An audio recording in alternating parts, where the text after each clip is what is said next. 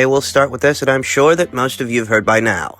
Charlo versus Murtazaliev mandatory title fight has been ordered by the IBF. In a nutshell, this past Wednesday, the mandate came down from the IBF for Charlo, the reigning unified junior middleweight champion, to satisfy his overdue mandatory challenger, Murtazaliev. He's got probably 28 days now to get the fight done. Unbeknownst to most, Murtazaliev has been the mandatory challenger since November of 2019, when he won a 12-round unanimous decision over Jorge Fortea. He's been the IBF's mandatory challenger ever since, and that's basically saying that when Jason Rosario, the then reigning champion Jason Rosario, went into that unification match with Jermell, he already had a mandatory challenger outstanding.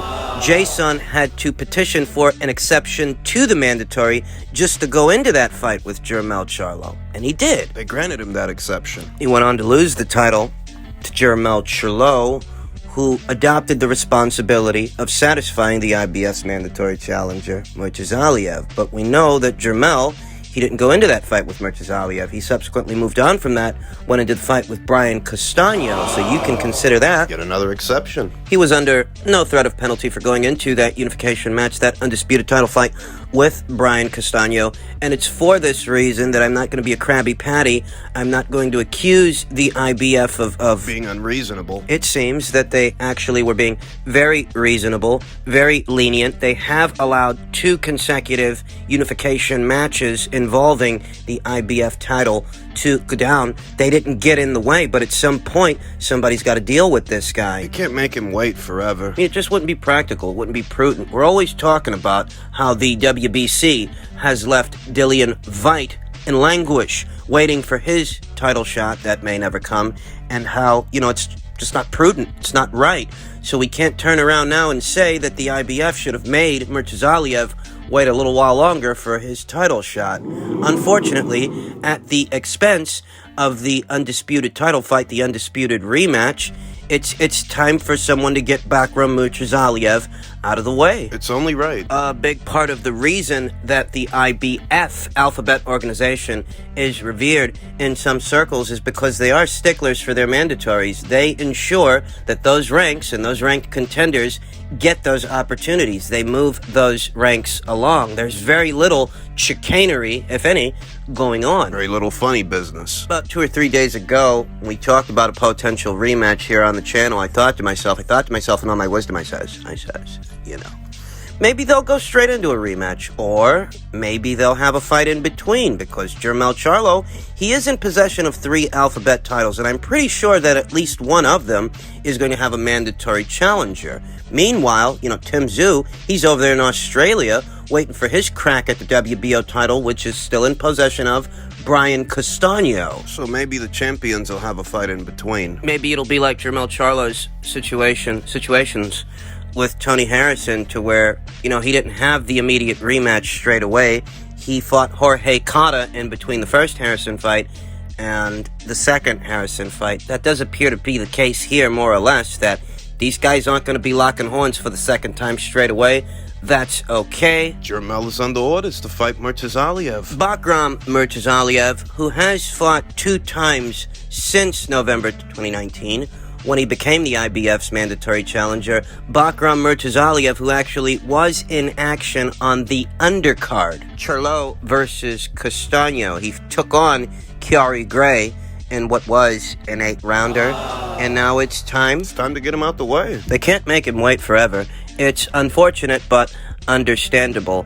Murtazaliev is a main events fighter. Main events, that's Kathy Duva, who used to promote Sergey Kovalev in Sergey's heyday. Yeah, she promotes Murtazaliev. Bakram, who sports a professional record of 19 wins, no losses, with 14 knockouts over what are mostly unheralded opponents. There's no who's who guys on Murtazaliev's professional resume. Big step up in competition for Bakram Murtazaliev. This is a necessary evil. On the heels of this news, what resonates with me the most is that the IBF has been very reasonable, very understanding. They have provided lots of leniency to allow big fights to happen. The unification match between Jason and Jermell, and the unification match between Jermell and Brian. So even though it's inconvenient, It is necessary. It's all part of the process. I mean, if not for this process, fighters like Errol Spence Jr.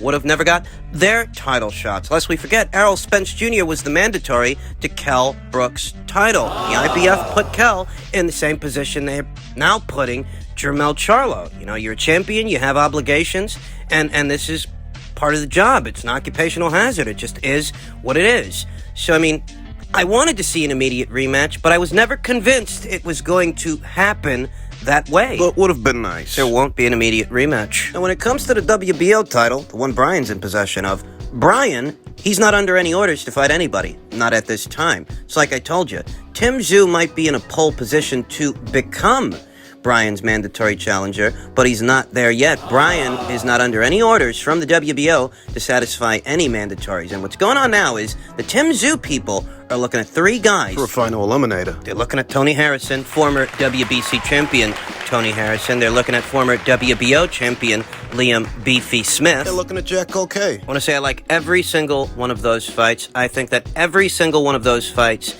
is an adequate in-between fight, in between the time that Tim is amassing professional experience, developing as a fighter, and what will soon be his world title shot, his world title opportunity. I think every single one of these fights makes a lot of sense. Now, they're looking at Tony Harrison. and I do think that Tony is It's a very good fight. very good experience fight for Tszyu.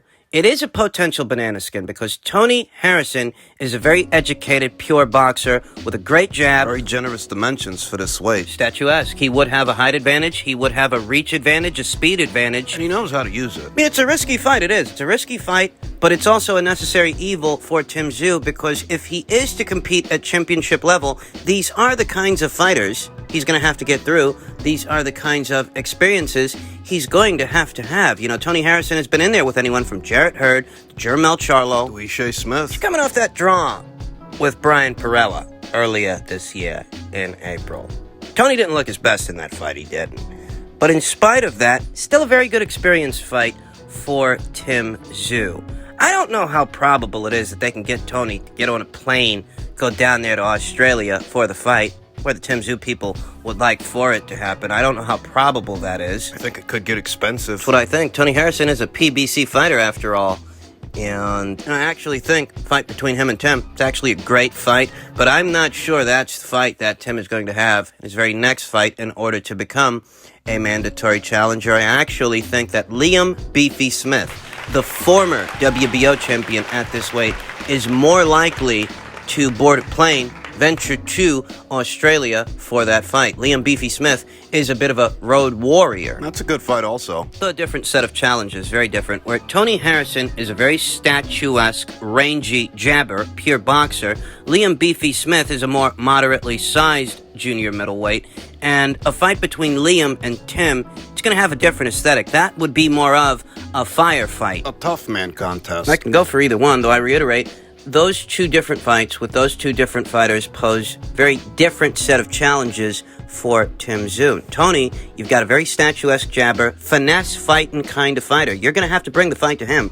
Whereas with Liam, might be the other way around. He's not afraid to bring the fight to you. In that situation, you might want to box with the puncher, punch with the boxer. You might want to finesse your way around Liam's aggression. Be aggressive around Tony's finesse. That's the way that breaks down. Jack Culkay was another name that was mentioned. Jack Culkay, who's been in there with Sergey Devianchenko. He's been in there with Demetrius Andrade, Abbas Abaru. I think Liam and Jack are likely to get the fight in Tony.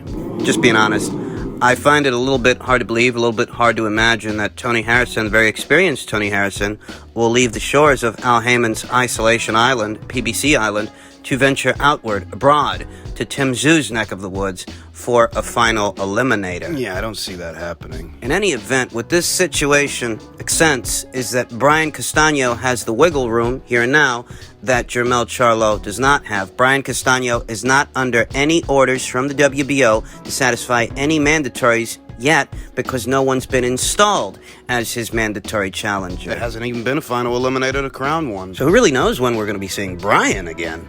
In other news, per tweet from Michael Benson, Terence Crawford on the WBO ordering him to defend versus Shawn Porter. He's quoted as saying, "All the so-called elite welterweights have shown no interest in fighting me. Now, one of them is finally being forced to. I'll show once again why I'm the best pound-for-pound fighter in the world. Be ready."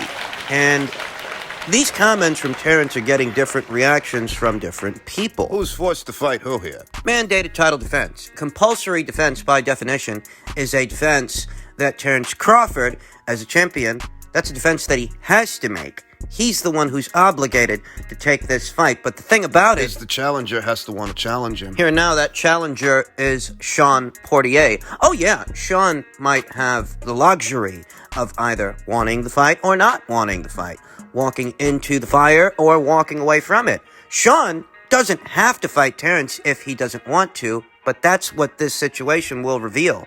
How much does Shawn actually want this fight? A lot of people have been quite convinced that it's Terence that doesn't want these fights with these fighters, these PBC welterweights.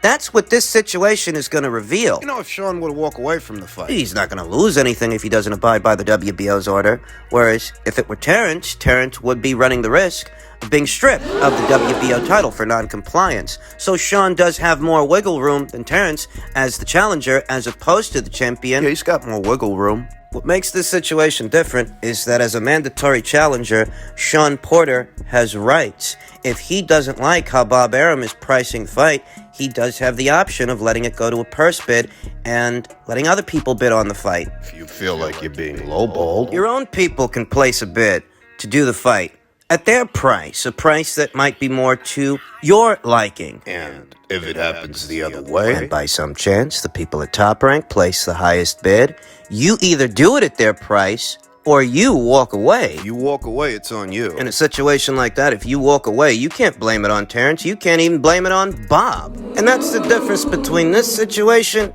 and every other situation before it. Every other situation before it would have been classified as a voluntary title defense, where the voluntary challenger can always say that they were being lowballed. They didn't like the money, so they walked away. The difference here is that even if you don't like the money, even if you don't like the initial offer from a Top Rank, for example, you have the option of letting the fight go to a purse bid and letting other people bid on the fight. You see, on the face of it, it might seem like Terence Crawford is the one who's under orders to fight Shawn Porter, that he's the one being forced into this situation. But if you look at it, the only way this fight don't happen now is if Shawn don't want it to happen. Terence can't skirt around him. This is his mandatory challenger. He has to fight him. He doesn't have the option of bypassing or overriding mandatory challenger with a unification match. All right, Earl's fighting Manny. Ugas, who knows what the fuck Ugas is doing, but I know of no talks between Ugas and Terence to unify with each other. This is a situation to where Terence has to fight Shawn, unless Shawn doesn't want to fight Terence. That's what this situation can reveal. Who wants the fight? Who really wants the fight? And who doesn't? Who's really obstructing the situation? Who's really the obstacle here? We're going to find out. Finally, Eddie Hearn had this to say. Eddie Hearn is in doubt Fury versus Wilder 3 happens or the AJ heavyweight clash in 2022. A portion of the article reads, "I'm doubtful. Eddie thinks it will, but then the money that was available last time didn't do it," pointed out Hearn. "I really hope we do. Maybe I'm just getting old and cynical, but I really don't believe anybody anymore. I listen to a load of rubbish. I'm getting to the age where I don't want to listen to it anymore. I want to say, put up or shut up. Get in the ring, give the public what they want. I know AJ is 100% there and wants to do it tomorrow." Continuing, Hearn aired his disbelief that even the Wilder encounter is 100% certain to go ahead. "Let's hope Tyson Fury comes through with the same thought process so we can get the AJ fight on. Best of luck to him should he ever fight Deontay Wilder as well." In a final dig, Hearn jumped on the same bandwagon as his son, stating Fury vs. Wilder 3 only got postponed due to poor ticket sales. If you have any common sense, you don't listen to all this nonsense about we've sold $15 million worth of tickets. You can check the inventory online.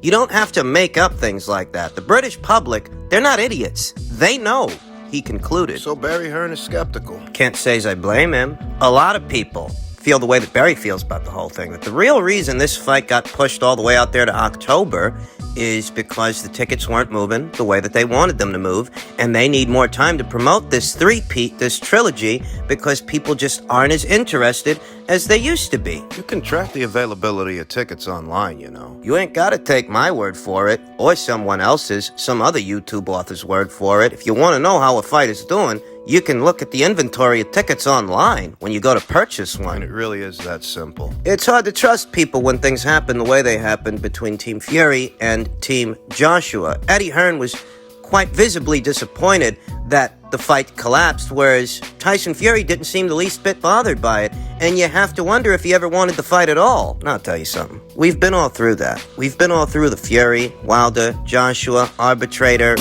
situation. We've been there and done that. Moving forward, I don't actually think Anthony Joshua needs either Tyson Fury or Deontay Wilder in order to continue being a part of big fights, because look at the reaction that his next fight got.